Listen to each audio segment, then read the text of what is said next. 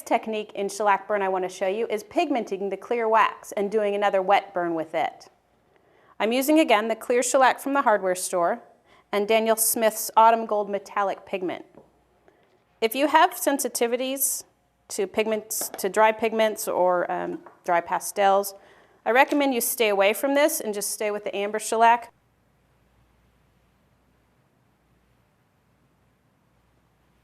We are using the pigment straight from the container.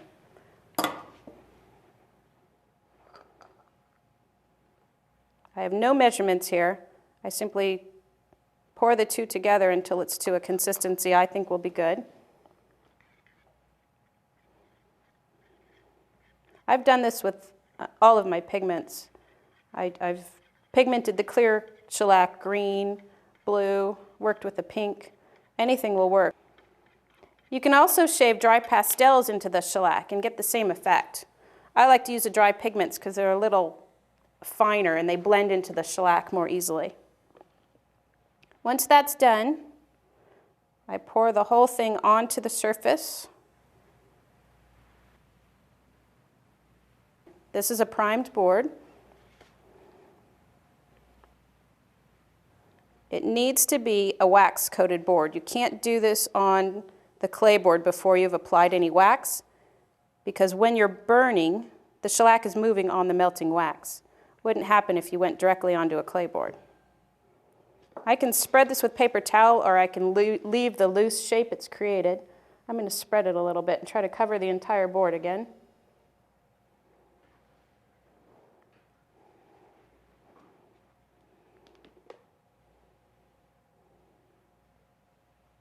This is a great way to get metallics into your work.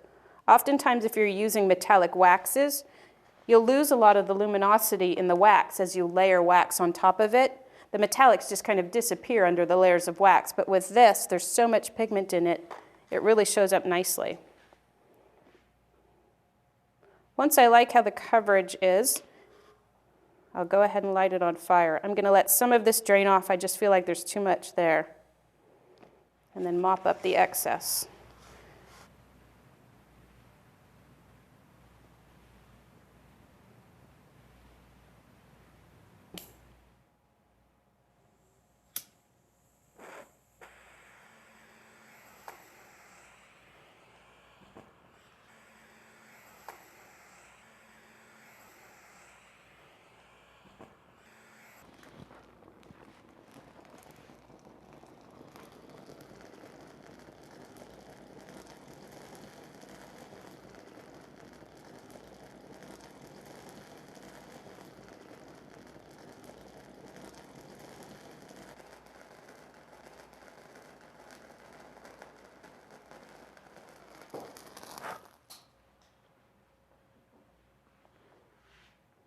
And there's pigmented clear shellac.